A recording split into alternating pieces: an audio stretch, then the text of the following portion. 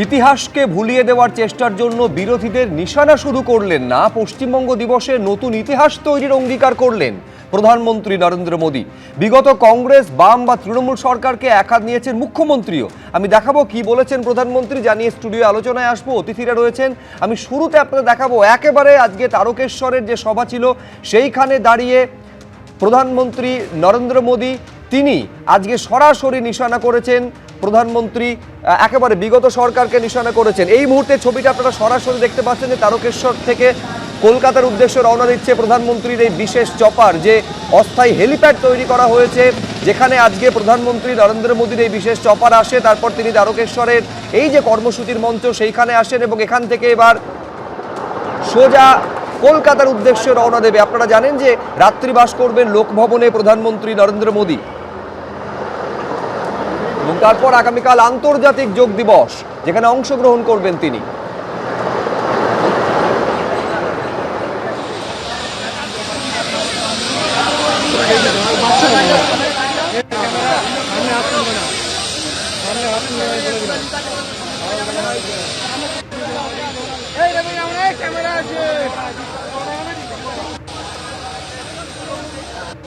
প্রধানমন্ত্রী বলছেন পশ্চিমবঙ্গের জনতা আজকে স্বাধীন পরাধীনতার শৃঙ্খল মুক্ত হয়েছে। আপনাদের একটা ভোট কি করতে পারে সেটা পশ্চিমবঙ্গকে দেখলেই বোঝা যায়। পাশাপাশি বিগত সরকারকে, সেটা কংগ্রেস সরকার হতে পারে, বিগত বাম সরকার বা সদ্য পরাজিত তৃণমূল সরকারকে নিশানা করেছেন। তোষণের রাজনীতির জন্য ইতিহাসকে ভুলিয়ে দেওয়ার চেষ্টা করেছে বিগত সরকার, এই বলে আক্রমণ করতে গিয়ে কি বলেছেন দেশের প্রধানমন্ত্রী দেখুন। विभाजन के समय जो कांग्रेस बंगाल को लावारिस छोड़ना चाहती थी, विभाजन के बाद उसने बचे हुए पश्चिम बंगाल में भी तुष्टीकरण के खेल खेलने शुरू कर दिए। पश्चिम बंगाल के इस इतिहास को दबाया गया। श्यामा प्रसाद मुखर्जी जनसंघ के संस्थापक बने, इसलिए उनके योगदान को नकारा गया। जिस भावना को लेकर उन्होंने बंगाल के लिए लड़ाई लड़ी थी, उस विचार को भी खत्म करने की कोशिशें होती रही। गुरुदेव रविंद्रनाथ ठाकुर, बंकिम चंद्र चट्टोपाध्याय, स्वामी विवेकानंद, नेताजी सुभाष चंद्र बोस और ईश्वर चंद्र विद्यासागर जैसे जिस धरती का ऐसी महान संतानों से नाता रहा हो, उस पर विदेशी विचारधारा थोपी गई। पहले कांग्रेस, फिर लेफ्ट, फिर टीएमसी, दशकों तक पश्चिम बंगाल को सहेजने और संवारने की जगह इसे अवैध घुसपैठियों का अड्डा बनने दिया गया। जो बंगाल भारत के विकास का नेतृत्व कर सकता था, वो आगे बढ़ने की जगह पिछड़ता चला गया। একেবারে সরাসরি প্রদীপ্তদা, বিগত সরকার, তার মধ্যে অবশ্যই তৃণমূল কংগ্রেসের সরকার রয়েছে, যে তোষণের জন্য পশ্চিমবঙ্গের যে ইতিহাস সেটাকে ভুলিয়ে দেওয়ার চেষ্টা হয়েছে এবং অনুপ্রবেশের কার্যত আখড়া করে দেওয়া হয়েছিল এই রাজ্যকে। অনুপ্রবেশের আখড়া যখন করে দেওয়া হয়েছে তখন 2004 থেকে 2014 প্রায় 97,000-এর কাছাকাছি অনুপ্রবেশকারীকে তাড়ানো হয়েছে, আর 2014 থেকে 2026 6,000-এর কাছাকাছি অনুপ্রবেশকারীদের তাড়ানো হয়েছে। এটা একটা তথ্য। কিন্তু আমি ভাবছিলাম এমনভাবে অনুপ্রবেশকারী ঢুকে গেল বিমানবন্দরের মধ্যে যে পিস্তল সহযোগে পৌঁছে গিয়ে, যিনি একসময় ব্রোঞ্জের বাঘ নিয়ে কাঁথি পৌঁছেছিলেন, তিনি পিস্তল নিয়ে পৌঁছে যাচ্ছেন অভিষেক ব্যানার্জি। আমি বলছি ঠিক একইভাবে মূল বিষয় থেকে প্রদীপ্ত আমি তোমার কাছে আসছি।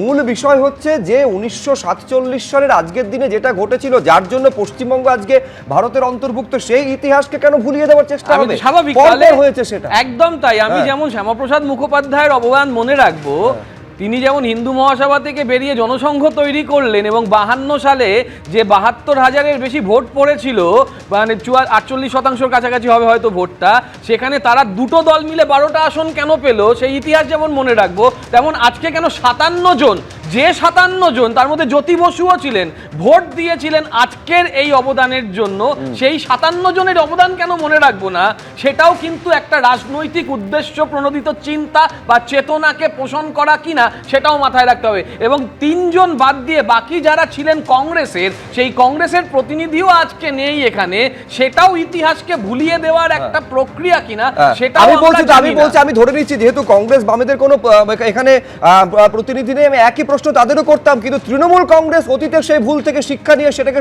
শোধরালো না কেন, যেটা আজকে বিজেপি সরকার এসে যেটা করতে পারছে? ওফিলিয়ানি, কংগ্রেস, সিপিএম, তৃণমূল, শেষে তৃণমূলের কথাটাই বলি, যখন প্রদীপ্তদা এত করে বলছেন চিৎকার করে যে কিভাবে তোষণ করা হয়েছে, শুধু যে এই যে উনি বলছেন অনুপ্রবেশকারী তা না, ইতিহাস ভুলিয়ে দেওয়া হয়েছে, এমনকি কোনো জায়গায় উল্লেখ করা থাকছে না, তার বদলে সিঙ্গুর আন্দোলন থেকেছে, রয়েছে এখনো। এইটা আমাদের দেখতে হয়েছে। তোষণ করেছেন একটা শ্রেণীকে, সংখ্যালঘুদের, সেটা করতে গিয়ে করেছেন কি, পাঠ্যপুস্তকে যত আরবি ফার্সি ভাষা এনে দিয়েছেন, মা লেখা থাকছে না, আম্মি লেখা থেকেছে, আব্বু, ফুফা, এইসব, আকাশ নয় আসমান, এমনকি রামধনুতে রাম আছে বলে রংধনু করে দেওয়া হয়েছে।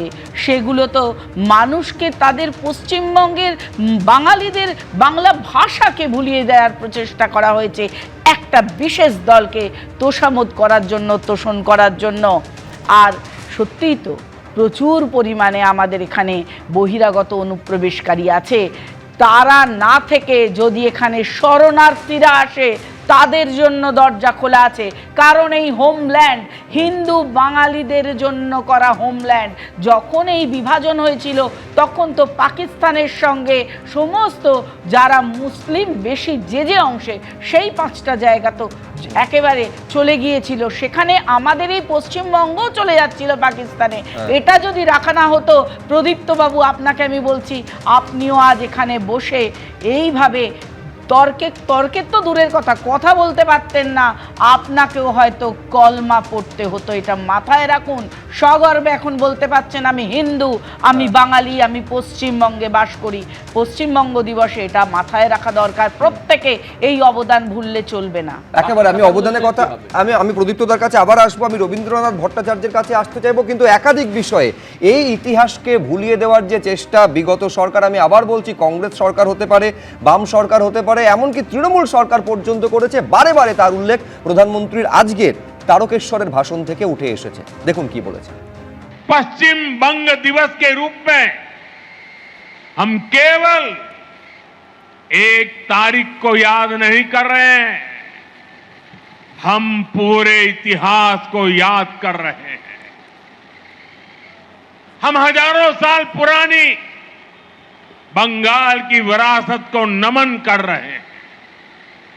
साथियों, आज की पीढ़ी को हमें बार बार पश्चिम बंग दिवस की अहमियत बताने की जरूरत है। उस दौरान क्या हो रहा था, ये युवा पीढ़ी को जानना जरूरी है। जब पूरे बंगाल को पाकिस्तान का हिस्सा बनाए जाने की कोशिशें हो रही थी, तो कांग्रेस उन षड्यंत्रकारियों के सामने घुटने टेके पड़ी थी। और यही वो समय था जब डॉक्टर श्यामा प्रसाद मुखर्जी ने उसके खिलाफ आवाज उठाई। अप्रैल 1947 में उन्होंने ऐतिहासिक रिजोल्यूशन पास कराया। उन्होंने घोषणा की पूरा बंगाल पाकिस्तान का हिस्सा नहीं बनेगा। इसके लिए बंगाली हिंदू होमलैंड मूवमेंट शुरू किया गया। भारत विरोधी लोगों को ये पता चल गया पूरे बंगाल को भारत से तोड़ना नामुमकिन होगा और पश्चिम बंगाल के रूप में ये हिस्सा मां भारती के साथ रह गया। साथियों, जिस भावना से पश्चिम बंगाल को बचाया गया था आजादी के बाद, उसी भावना पर इसे आगे बढ़ाने की जरूरत थी। लेकिन दुर्भाग्य से ठीक इससे उलट काम हुआ।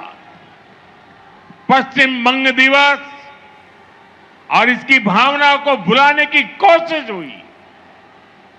सियासी एजेंडों के कारण इतिहास का व्हाइट वॉश किया गया।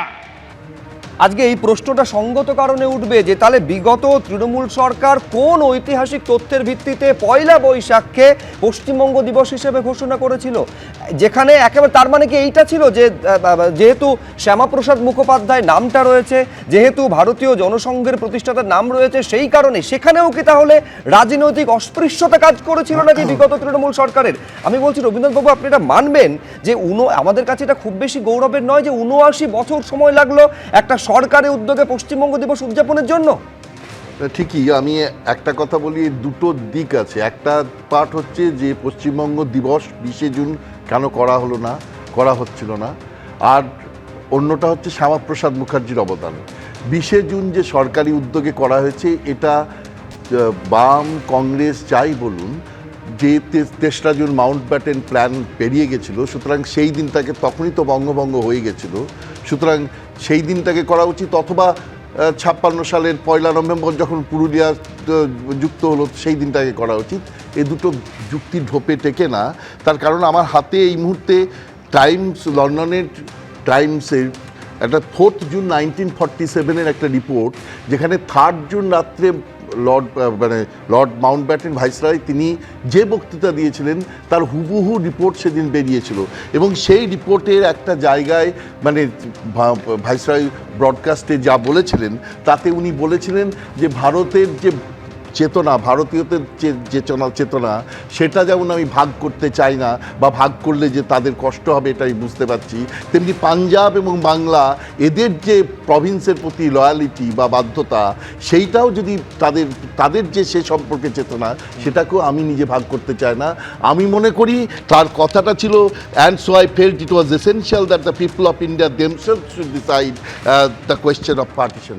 তার মানে কোয়েশ্চেন অফ পার্টিশনের ব্যাপারটা কিন্তু ভাইসরয় ছেড়ে দিয়েছিলেন এদের হাতেই, ভারতীয় মানুষদের হাতেই। এবং পাঞ্জাব প্রভিন্সিয়াল অ্যাসেম্বলিতে হয়েছিল ২৩শে জুন, আর পশ্চিমবঙ্গের মানে আজকের পশ্চিমবঙ্গ তখনকার বঙ্গে হয়েছিল ২০শে জুন। সুতরাং ২০শে জুন ৫৮-২১-এর ভোটে এসেছিল। সেই দিন ধরে এই দিনটা কি, কারণ পূর্ববঙ্গ এবং পশ্চিমবঙ্গ ভাগের যে সিদ্ধান্ত ওই ৫৮-২১-এর ভোটে হয়েছিল, কারণ মাউন্ট ব্যাটেন প্ল্যানে ছিল একটা কোনো গ্রুপ যদি বলে, কোনো কমিউনিটি বলে যে তারা ভাগ চায়, এবং মুসলমান মেজরিটি যে সমস্ত জেলা সেখানকার প্রতিনিধিরা যখন বলল না, তখন এই নন মুসলিম মেজরিটি ডিস্ট্রিক্টের ৫৮ জন তারা বলল যে হ্যাঁ আমরা ভাগ চাই, এবং ২১ জন তার বিরোধিতা করলো। ৫৮-২১ ভোটে পাশ হয়ে যাওয়ার সঙ্গে সঙ্গে পশ্চিমবঙ্গ এবং পূর্ববঙ্গ ভাগ হয়ে গেল। কিন্তু সুতরাং এই দিনটাই পালন করা একান্তভাবে উচিত যদি পশ্চিমবঙ্গ দিবস পালন করতে হয়। আর শ্যামাপ্রসাদের অবদান এই ক্ষেত্রে আমি বলবো, I beg to differ with প্রধানমন্ত্রী, অনারেবল প্রাইম মিনিস্টার, কারণ কংগ্রেস কিন্তু ভিতরে ভিতরে ৪২ থেকে ৪৫ এই সময়টাতে কিন্তু বিপিসি সম্পূর্ণ বাতিল করে দেওয়া হয়েছিল, সাসপেন্ডেড কমিটিও ছিল না, কোনো কমিটি ছিল না। সেই মুহূর্তে কংগ্রেস শ্যামাপ্রসাদ মুখার্জিকে ভিতরে ভিতরে ইন্ধন জুগিয়েছিল নেহেরুর নেতৃত্বে, যাতে তিনি এই হিন্দু কনসলিডেশন করতে পারেন। এবং ৫৪ জন যে কংগ্রেসের ভোট দিয়েছিল, ২ জন যে সিপিআইয়ের ভোট দিয়েছিল, এবং শ্যামাপ্রসাদ মুখার্জির একটা ভোট আর একজন ইন্ডিপেন্ডেন্ট, এই যে তাদের, তাহলে শুধু শুধুমাত্র শ্যামাপ্রসাদ মুখার্জিকে বললে কিন্তু এই 54, 2 এবং 1 এদের ভোটকে ছোট করে দেখা হয়, এদের ভোটকে উপেক্ষা করা হয়। সুতরাং সেই দিক থেকে কিন্তু আচ্ছা, আমি অফিলিয়া সিনহার কাছে আসবো। আমি সরাসরি একবার ছবিটা দেখাচ্ছি, প্রধানমন্ত্রী নরেন্দ্র মোদীর কনভয় সেটা কিন্তু এবারে এগিয়ে চলেছে কলকাতার উদ্দেশ্যে। ছবি আপনারা দেখতে পাচ্ছেন, হ্যালো, রেসকোর্স থেকে লোকভবনের উদ্দেশ্যে প্রধানমন্ত্রীর কনভয়। আপনারা জানেন যে রাত্রি যাপন লোকভবনে করবেন প্রধানমন্ত্রী নরেন্দ্র মোদী। আমি সরাসরি কথা বলবো, উজ্জ্বল মুখোপাধ্যায় আমাদের প্রতিনিধি রয়েছেন। উজ্জ্বল, দেখো তুমি দেখতে পাচ্ছ অজয় যে ছবি দেখাচ্ছে যে প্রধানমন্ত্রী ঠিক আমাদের এই সামনে দিয়ে বেরোলেন এবং তার সঙ্গে বিশাল কনভয় আমরা দেখতে পাচ্ছি। প্রধানমন্ত্রী এখান থেকে বেরিয়ে লোকভবনে যাবেন এবং সেখানে তিনি রাত্রে থাকবেন।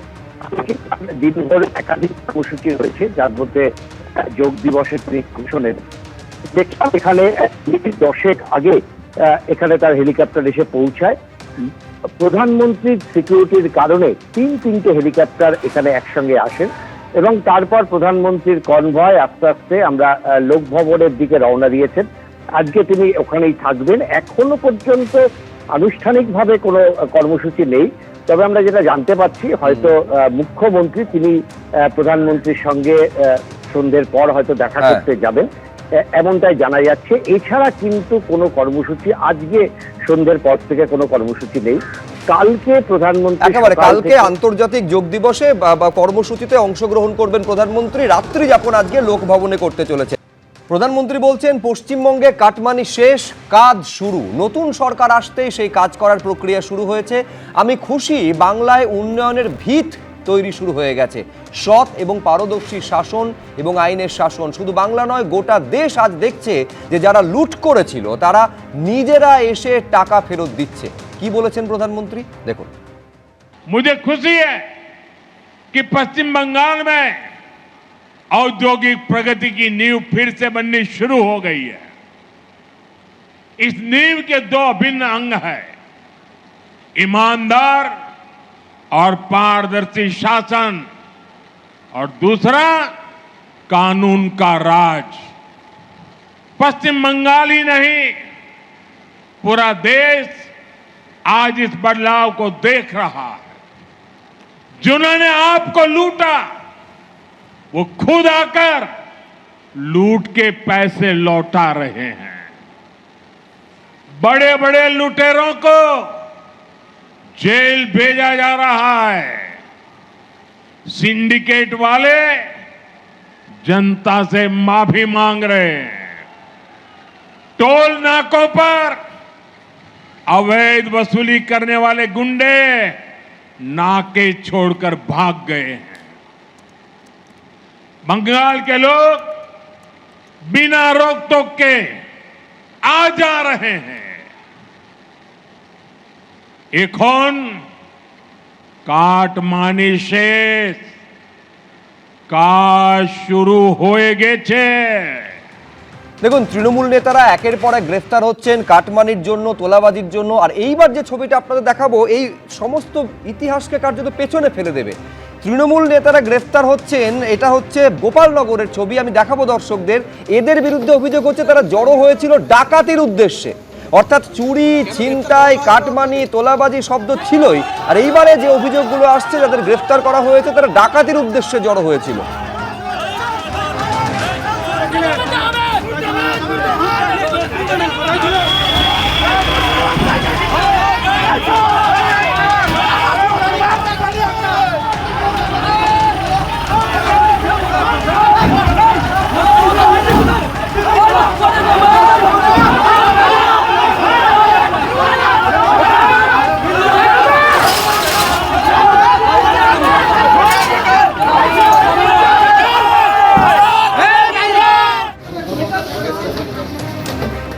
দুটো বিষয় এর মধ্যে লুকিয়ে রয়েছে। এক হচ্ছে এই ছবিগুলো স্পষ্ট করে দিচ্ছে যে তৃণমূল আমলে তোলাবাজি, সিন্ডিকেট রাজ, কাটমানি বা এই ধরনের অপরাধটা একটা সিস্টেমে পরিণত হয়েছিল। এবং দ্বিতীয় বিষয়, এই পরিবর্তনের পর আইনের শাসন এবং আইনের ফাঁস যত করা হচ্ছে তত কিন্তু একের পর এক ধরপাকড় শুরু হচ্ছে, এবং তত যারা কাটমানি নিয়েছিল তারা কার্যত প্রচার করে কাটমানি ফেরত দেওয়ার কাজটা শুরু করেছে।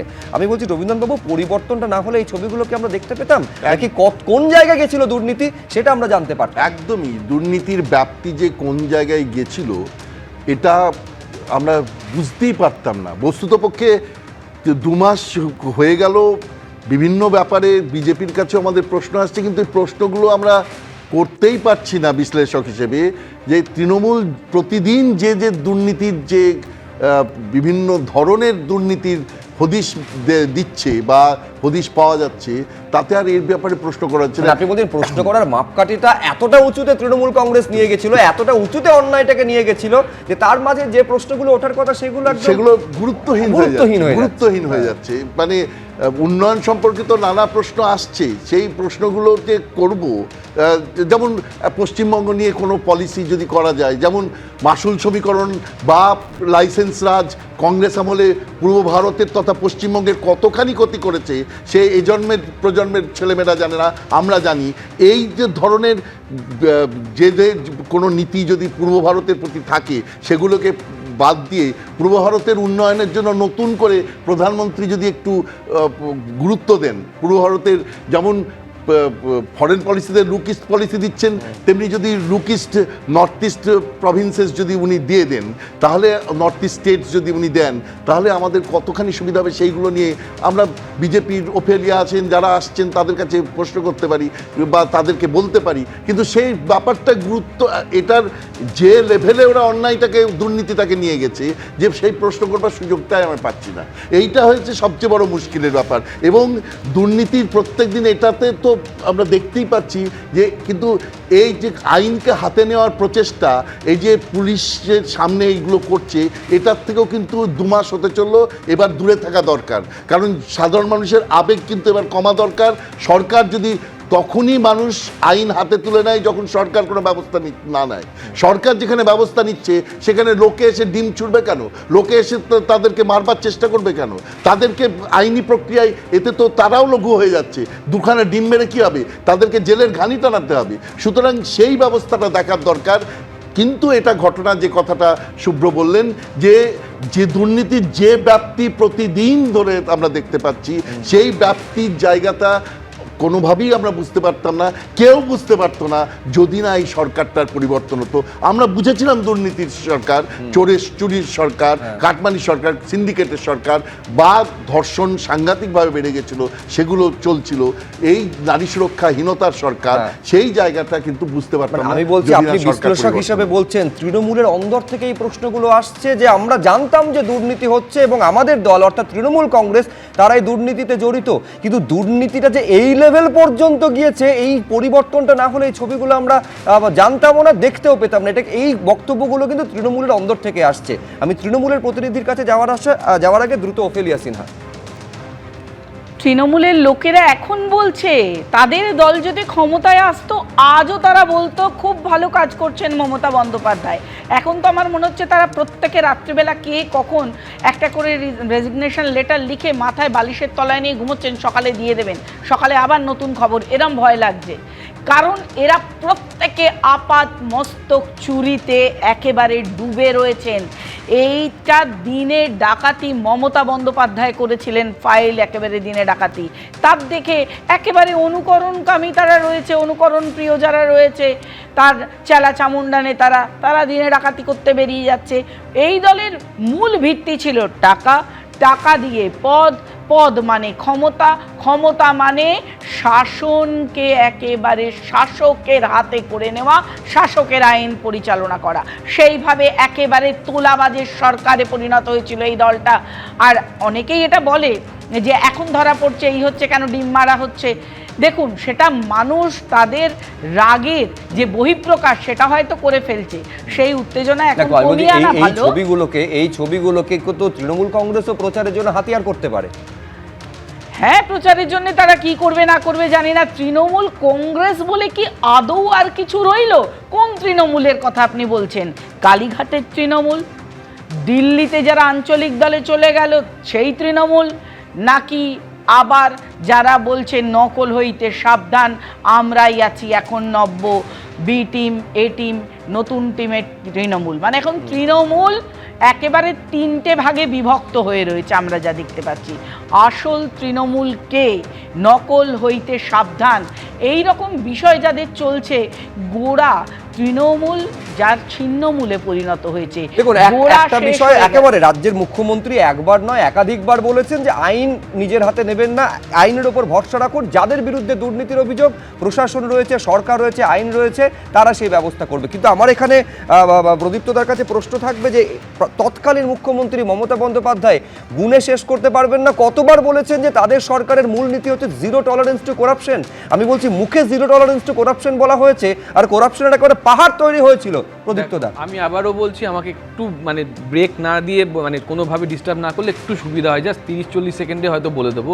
2021 সাল অনওয়ার্ডস কোনো বড় কোনো করাপশানের চার্জ তৃণমূলের কাছে নেই, এটা সবাই জানে। 2021 সাল অনওয়ার্ডস যা করাপশান চার্জেস 2020 বা তার আগে, এবং সেই কনটেক্সটে যখন 2020 সালে একটা ঢল নেমেছিল দল পরিবর্তনের, সেখানে বড় নেতারা এরকম করে কাগজ তুলে দেখিয়েছিলেন কোন ব্যাংকে কোথায় কার টাকা রয়েছে, সব তথ্য রয়েছে। আমরা 2016 থেকে 2019 সাল 20 সাল অবধি দেখেছিলাম বিজেপির নেতারা তোমার সামনে বসে বলছে যে 5টা জেলায় কোনো এক নেতা সব থেকে বেশি চাকরি চুরি করেছে। তোমার চ্যানেলে বসে বিজেপির মুখপাত্ররা বলছে সব থেকে বেশি খুন করিয়েছে, সব থেকে বেশি দলত্যাগ করিয়েছে। তাহলে সেই নেতাদের কাছে তো সমস্ত আমি শেষ করব, সমস্ত তথ্য তাদের কাছে রয়েছে। তুমি চেয়েছিলে প্রদীপ্তদা, আমি দিয়েছি, কিন্তু পাশাপাশি এই প্রশ্নটা রাখতে হবে, 2021-এ পোস্ট পোল ভায়োলেন্স এমন জায়গায় গেল যার জন্য জাতীয় নির্বাচন কমিশন তাদের টিম মার্জনা করবে, জাতীয় মানবাধিকার কমিশন তাদের টিম পাঠিয়েছিল এখানে। দিদি আমি শেষ করে দিই, দিদি শেষ করি, আপনি লিখে রাখুন, আমি বলে দিচ্ছি। কাকলি ঘোষ দস্তিদার, নাম করে বলছি, কাকলি ঘোষ দস্তিদার, বাপি হালদার, আমাদের সুদীপ বন্দ্যোপাধ্যায়, এদের নেতা তো, আমাদের নেতা তো, এদের বিরুদ্ধে এই খুনের, দিদি প্লিজ প্লিজ, এদের বিরুদ্ধে খুনের অভিযোগ আছে, এদের বিরুদ্ধে তোলাবাজির অভিযোগ আছে, আমি করিনি, বিজেপির নেতারা করেছে। তাহলে আজকে 20 জন সাংসদ, প্লিজ প্লিজ, আমি বলছি না, বিজেপির লোকে বলেছে, বিজেপির লোকে বলেছে, আমার কথা বলছি না, প্লিজ দিদি প্লিজ প্লিজ প্লিজ, আমি জানি আপনার ডিস্টার্ব হচ্ছে, বলছি 20 জন সাংসদ মানে 140 জন বিধায়ক, তাদের বিরুদ্ধে যে যে অভিযোগ বিজেপি করেছিল, আজকে সেই বিজেপির ঘরে বসে যখন বৈঠক হচ্ছে, সেই বিজেপির নেতা যখন ঠিক করে দিচ্ছে ওই দলে যাও, তখন তারা বলছে এনডিএ তে সাপোর্ট করব, তাদের হাতে রক্ত লাগাতে ভাষণ হয়ে গেল। আমি বলছি 30 সেকেন্ড বলে 2 মিনিট 30 সেকেন্ড আমি দিয়েছি প্রদীপ্তদাকে। 2021 এর পর নাকি কোনো প্রাতিষ্ঠানিক দুর্নীতি হয়নি, প্রাতিষ্ঠানিক দুর্নীতিকে ঢাকা দেওয়ার জন্য অভয়া ঘটেছিল, অভয়া দুর্নীতি নয়, সেই দুর্নীতির জন্য জেল খাটছে সেই হুইসেল ব্লোয়ার, সেই হুইসেল ব্লোয়ার সেই জানতে পেরেছিল বলে তাকে প্রাণ দিতে হয়েছে, এবং মহিলা বলে উপরি পাওনা হয়েছিল ধর্ষণ, গণধর্ষণ, যাকে আবার জালিয়াতি করে রাখা হয়েছিল। এই শাসকের আইনের বলে তারা ঢেকেছিল।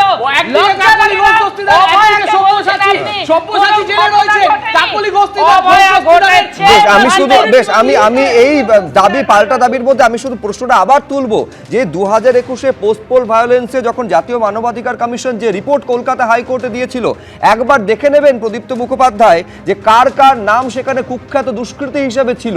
সেখানে একেবারে দলের উচ্চতম পদাধিকারীরা পর্যন্ত ছিল, মন্ত্রীরা পর্যন্ত ছিল। আমার প্রশ্ন হচ্ছে যে কার বিরুদ্ধে তখন ক্ষমতায় থাকা তৃণমূল কংগ্রেস কোন ব্যবস্থা নিয়েছে? আপনি 2021 বাদ দিন, 2026 সালে যে ফলতায় ভোটটা হয়েছিল, সেই ভোটের জন্য যে কারণে পুনর্নির্বাচন হলো, মূল যার বিরুদ্ধে অভিযোগ ছিল সে তো পুষ্পা ছিল।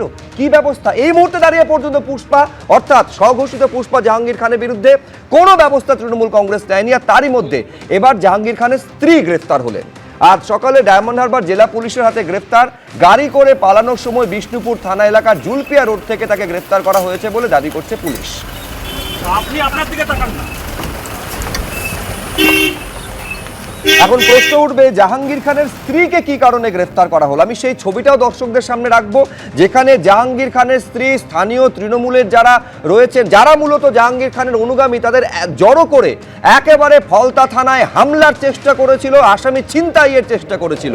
সেই দিনের ছবি, সেই মুহূর্তের ছবি দেখছেন।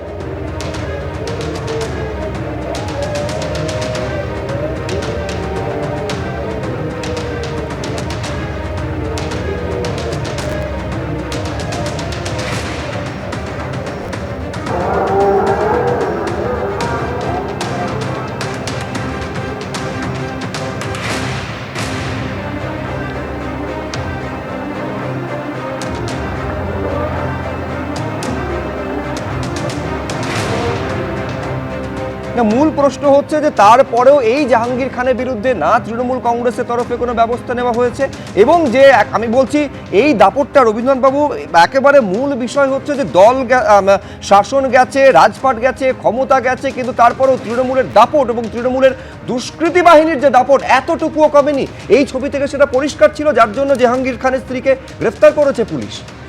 ওরা এই যে যারা দুষ্কৃতী এরা কিন্তু ভুলেই গেছে যে সরকারের পরিবর্তন হয়েছে। জাহাঙ্গীর খানের বাড়িতে পুলিশ ব্যারাক ছিল, জাহাঙ্গীর খান বিরাট পুলিশি একটা প্রোটেকশন নিয়ে সবসময় রাস্তায় ঘুরত, সুতরাং তাকে কেউ কিছু করতে পারতো না। এবং সে আমিও যে পুষ্পা এই সমস্ত কথা বলেছিল, তো আজকে যে হাফ প্যান্ট পরে হাত জোর করে কোমরে দড়ি বেঁধে ঘুরে বেড়াতে হচ্ছে, তো তার তখন সেসব কথা মনে পড়েনি। বস্তুতপক্ষে এই যে তার যে স্ত্রী এবং তার ফলোয়ার্স যাদেরকে সংগঠিত করে এই অপরাধ করবার চেষ্টা করলো, এটাতে তারা সক্ষম হলো না, কারণ পুলিশ অন্যরকম ব্যবস্থা নিল। ইডির ক্ষেত্রে, শেখ শাহজাহানের ক্ষেত্রে কি হয়েছিল? শেখ শাহজাহান পালিয়ে গেল, পুলিশ এলো না, ইডির অফিসাররা মার খেলেন, নাক ফেটে গেল, রক্ত পড়ছে, সাংবাদিকরা পালিয়ে যাচ্ছে, এই রকম একটা অবস্থায় গিয়ে দাঁড়িয়েছিল। অথচ এইখানে যখনই এই ঘটনা ঘটলো, আসলে পুলিশকে যদি দলদাসে পরিণত করা হয় তাহলে পুলিশ যা করবার তাই করবে।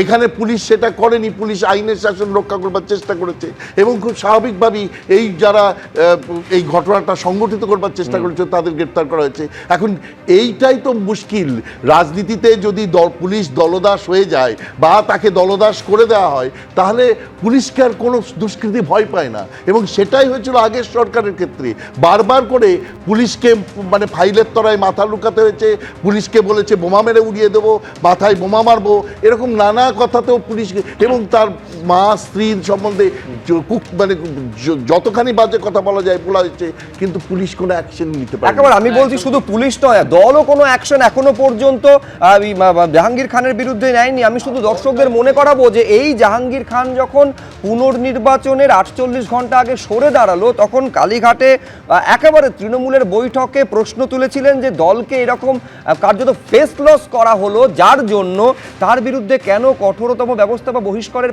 পথে দল হাঁটবে না। তখন তো কার্যত শিল্ড করার মতন অভিষেক বন্দ্যোপাধ্যায় বলেছিলেন, যা দেখার আপনারা সোশ্যাল মিডিয়ায় দেওয়া হয়েছে দেখে নিন। প্রদীপ্তদা, এখন দায় অন্যদের কাছে ছেড়ে দিলে হবে নাকি? স্যার সেখানে খুব সুন্দর বললেন, দায় এড়ানোর কথা তৃণমূল কংগ্রেস কোনোদিন করেনি, প্রশ্নের উত্তর দিয়ে গেছে, বিজেপিকে আজ অব্দি প্রশ্ন নিতে হয় না। আমার প্রশ্ন সেখানে নয়, আমার প্রশ্ন, স্যার বললেন পুলিশকে নাকি টেবিলের তলায় লোকাতে হয়, ঠিক আছে, সেই নিয়ে চূড়ান্ত আলোচনা হয়েছে এবং আমাদের কোনো নেতা পুলিশের চেয়ারে বসেছেন, চূড়ান্ত আমাদের সমালোচনা নিতে হয়েছে এবং আমরা তার উত্তর দেওয়ার চেষ্টা করেছি, আমরা অন ক্যামেরা করেছি। কিন্তু ভগবান গোলায় কি দেখলাম, প্রশাসনিক প্রধান বিডিও তার চেয়ারে বসে যাচ্ছেন, বিধায়ক চর্চা নেই, পুলিশ প্রধান তার চেয়ারে বসে যাচ্ছে বিধায়ক, আজকের ঘটনা কালকের ঘটনা, কোনো চর্চা নেই। সত্যি তো আইনের শাসন চলছে না, শাসকের আইন চলছে। মুখ্যমন্ত্রী বারবার অনুরোধ করছেন এভাবে কিছু করবেন না, আমরা মাছের কাঁটা পাচ্ছি, আমরা কিছু করছি না। আর এইটা জনরোষ নয়, এটা দুষ্কৃতি। আর আগেরগুলো যেটা অভিষেক বন্দ্যোপাধ্যায়কে যখন গুলি করার চক্রান্ত করা হলো, সেটা জনরোষ হয়ে যাচ্ছে, সেটা দুষ্কৃতিরা হচ্ছে না। এইটাই পরিবর্তন, দুর্দর্শ পরিবর্তন আছে। দিলীপ ঘোষ যখন একইভাবে বারংবার 6 ইঞ্চি গর্ত করে দেব বা গলা কেটে দেব বা পুলিশকে জুতো মারবো, এই জাতীয় কথা বলে পায়ের জুতো তলায় ফেলে, তখন কিন্তু খুব দ্রুত উত্তর নিয়ে নি ওফেলিয়া সিনহা। দেখুন, ওনাদের দলের যারা সম্পদ ছিল, জাহাঙ্গীর, শাহজাহান, হুমায়ুন, সোনা পাপ্পু থেকে শুরু করে সবাই, দল কি করে নেবে? যখন দল ঋতব্রত যখন বললো যে এই শাহজাহান এরকম করেছে, জাহাঙ্গীর খান যখন বলছে যে তাহলে অ্যাকশন নেওয়া হোক, দল থেকে বহিষ্কার করা হোক, উল্টে দেখা গেল ঋতব্রতকে তারা বহিষ্কার করে দিল। যাই হোক, এখনো কিন্তু দলের সম্পদই আছে জাহাঙ্গীর, এটা না বলতে পারবেন না। আমার কারোর জন্য প্রাণ কাঁদে না, কেন ঋতব্রতের জন্য প্রাণ কাঁদবে? আপনারা নিতেন না, 20 জন যে সাহায্য আমরা কাউকে নিইনি। বিজেপির দিকে প্রথমত হচ্ছে কে ঝুঁকে আছে না আছে, কিন্তু তার থেকে বড় প্রশ্ন হচ্ছে এই 20 জন বা ওই 75 জন, তারা কি তাহলে অনাস্থা প্রকাশ করছেন অভিষেক বন্দ্যোপাধ্যায়ের প্রতি? তো তীব্র অনাস্থা। এই পরিস্থিতিটা তৈরি হলো কেন? আগামীকাল আন্তর্জাতিক যোগ দিবস, অংশগ্রহণ করবেন প্রধানমন্ত্রী নরেন্দ্র মোদী। আপনাদের জন্য সকাল 6:30 থেকে আগামীকাল সরাসরি সম্প্রচার করবে এবিপি আনন্দ। তার আগে মিলেনিয়াম পার্ক এবং প্রিন্সেপ ঘাটে একেবারে মেগা ইভেন্ট, সেখানকার ছবিটা কিছুক্ষণের মধ্যেই আপনাদের সামনে নিয়ে আসছি। চোখ রাখুন এবিপি আনন্দ।